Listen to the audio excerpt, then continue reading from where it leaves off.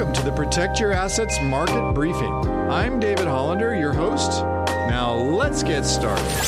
Well, the fourth week of war and markets didn't like it. As oil goes higher, prices go down. The Dow was off this week 2.1%. Year to date, we're off 5.2%. S&P 500 off 1.9%, down for the year 5%. NASDAQ off another 2.1%. Year to date, almost off 7%. MSCI International off 0.9%. Year to date, down a little less than 0.5%. 10-year Treasury, well, 438.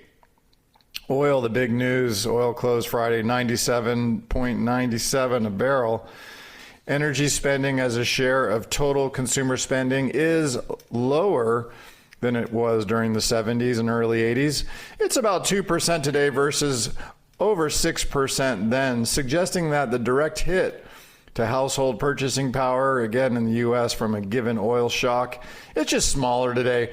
The U.S. is far more insulated on the supply side. The U.S. has been a net exporter of oil since 2019, and domestic natural gas prices have remained relatively insulated from the disruption, even as Europe and Asia face the supply crunch. We also have U.S. shale producers. They stand to benefit from higher prices, even if that support does not fully offset the drag from weaker consumer spending. And oil does matter, of course, but less in a services-based economy, which is where we are today. Large oil price moves hurt, but the global economy is simply less oil-intensive than it was during the original energy crises. Since the 50s, the amount of energy required to produce 1 unit of GDP has fallen by roughly 70%, reflecting efficiency gains and the growing importance of the service sector. This past week, the Fed met. They left rates unchanged. Chair Powell emphasized the uncertainty surrounding the developments in the Middle East. The Fed projected continuing to show one rate cut later this year and one in 27.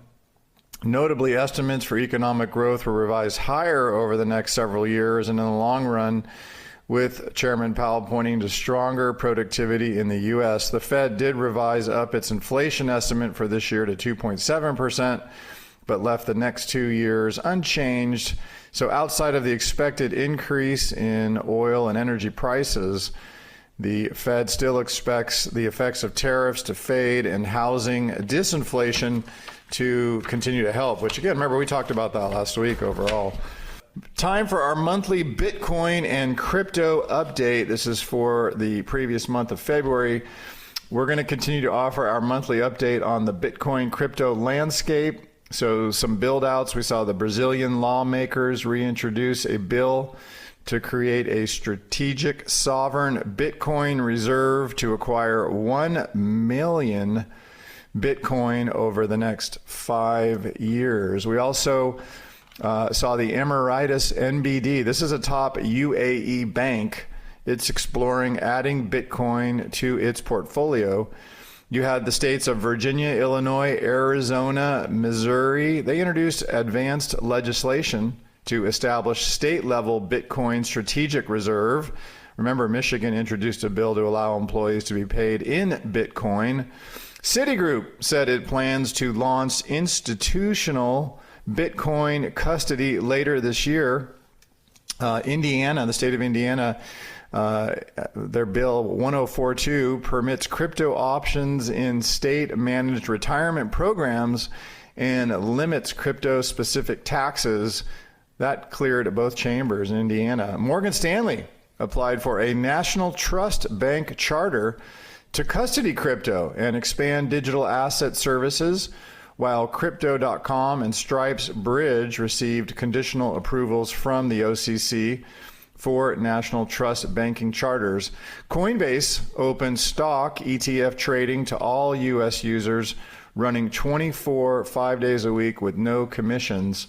And the MetaMask MasterCard became accessible throughout the U.S., allowing users to spend digital assets directly from their wallets at 150 million merchants without preloading funds onto an exchange. How about some other news out there? Goldman Sachs disclosed holdings over $1 billion in Bitcoin ETFs over $1 billion in Ethereum ETFs and $152 million in XRP ETFs and $108 million in SOL ETFs. Some regulatory moves. A White House hosted meeting between crypto and banking groups attempting to find a solution for the stalled Clarity Act. This was the Crypto Market Structure Bill, was described as conservative. The OCC dropped a 376-page proposal to implement the Genius Act that looks to settle the ongoing stablecoin yield fight, saying supervised entities would be barred from paying any form of interest or yield, and potentially clearing the way for the Clarity Act to proceed without the provision. Canada, Bermuda, UK, Netherlands, Israel, Japan, Hong Kong, Vietnam, Thailand, UAE, Malta, and Russia all took steps towards backing or advancing digital assets and or blockchain technology. So there's your monthly Bitcoin crypto update. You can hear the Protect Your Assets Market Briefing on your favorite podcast app. Just search for Protect Your Assets Market Briefing. Links to subscribe free wherever you listen are at libertygroupllc.com/PYA Market, libertygroupllc.com/PYA Briefing, libertygroupllc.com/PYA Market Brief.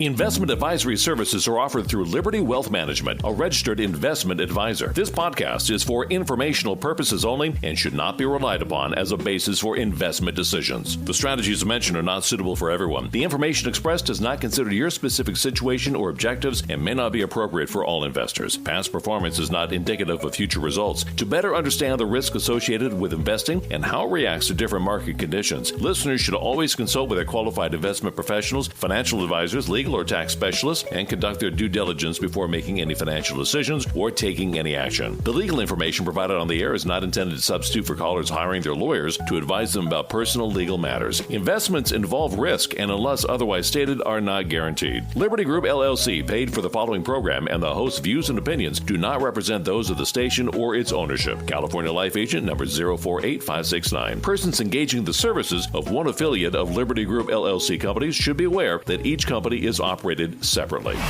You're listening to the Protect Your Assets Radio Network.